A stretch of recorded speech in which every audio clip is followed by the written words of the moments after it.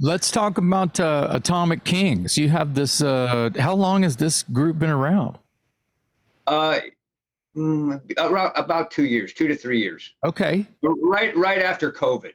So right after COVID hit on March, whatever it was, me and the guitar player Ryan McKay and the drummer Jimmy Taft were in another band. We fired our singer that we had, and we got a new singer, Ken Ronk. And then shortly thereafter, like with maybe in a month, we changed the name of what the original band was to Atomic Kings. So that's kind of the actual formation of that band, was about a month after COVID. Okay. And, Nice. and who's the main songwriters and it kind of go deep on it. How did it really come about? Right after COVID, you guys were out somewhere, or did you get a phone call or hear some songs? Right after COVID, we had just put a record out in this other band that we were in. Okay. And we were supposed to go do some shows, but COVID hit.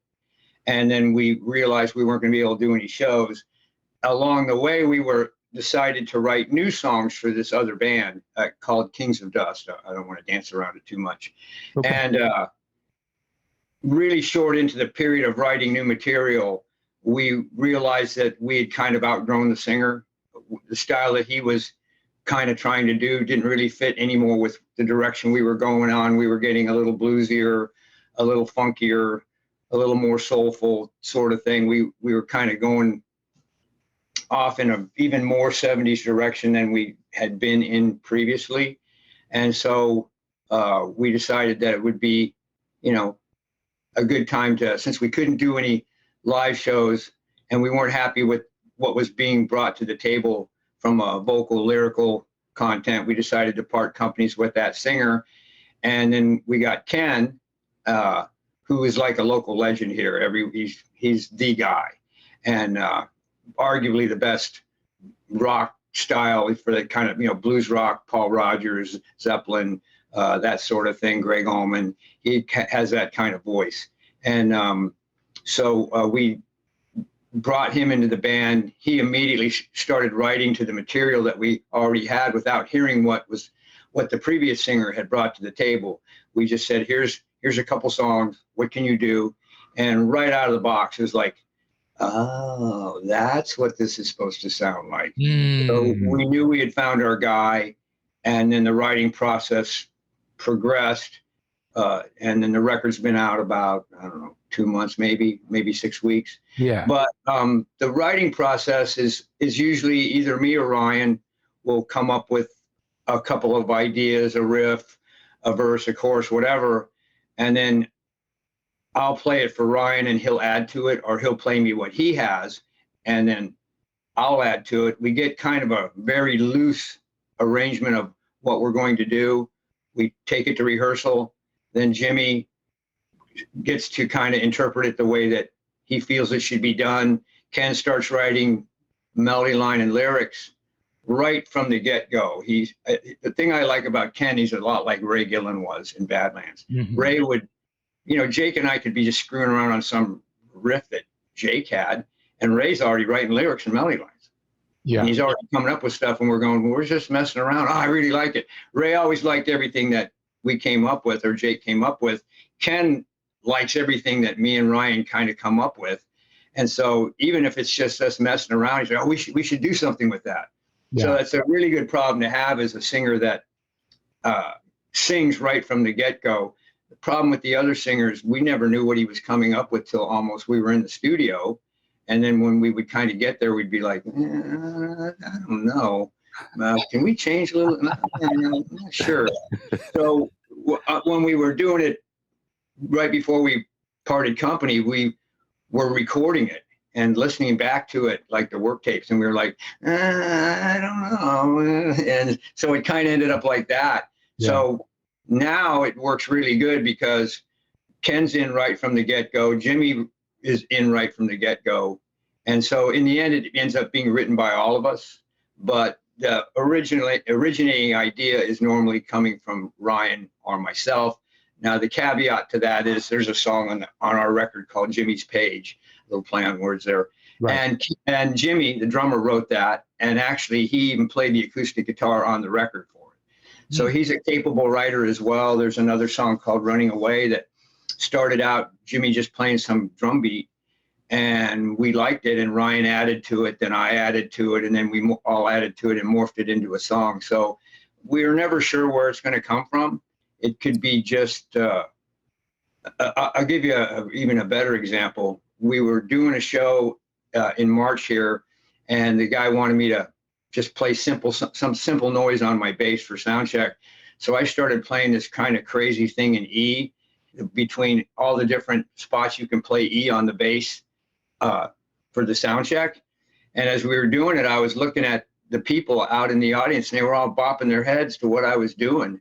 And I thought, maybe I'll try to make something out of this. So I took it home, wrote some stuff, showed it to Ryan. He wrote some stuff to it, and boom, it's going to be our opening song when we start playing here again in July.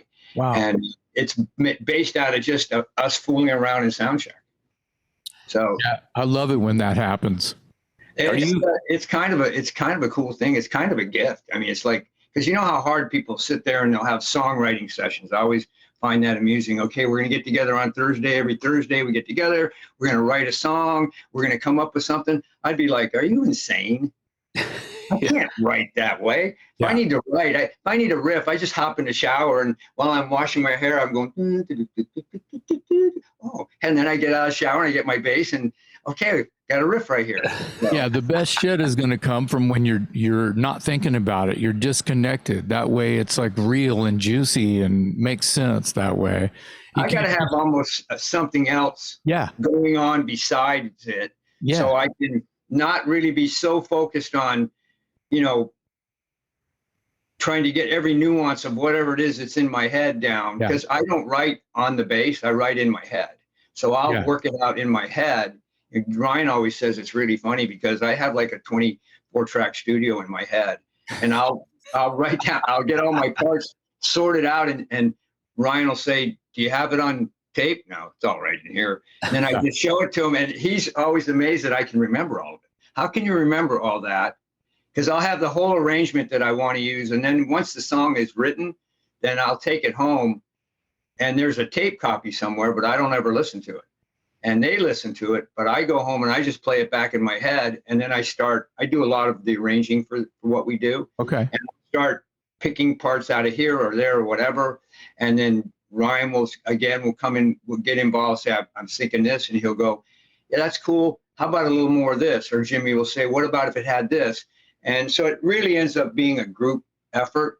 Yeah. And I'm happy with it that way. I like to have someone to work off.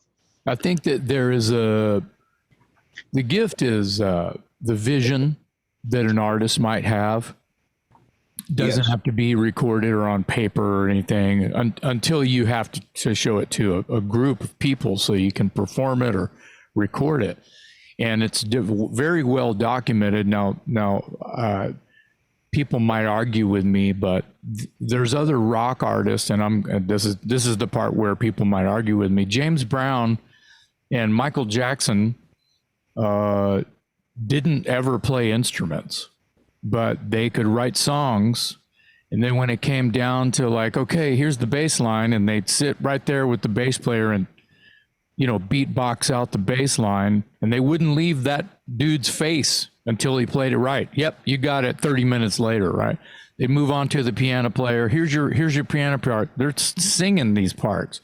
They go down the line. Michael would go into the studio and just, okay, give me another track. He'd beatbox the drums. He'd beatbox the just sing it. He'd sing all the parts, and he'd have 20 tracks of different instrument. Okay, here's the violin part, and he would write songs that way, and he didn't play an instrument. So I get it.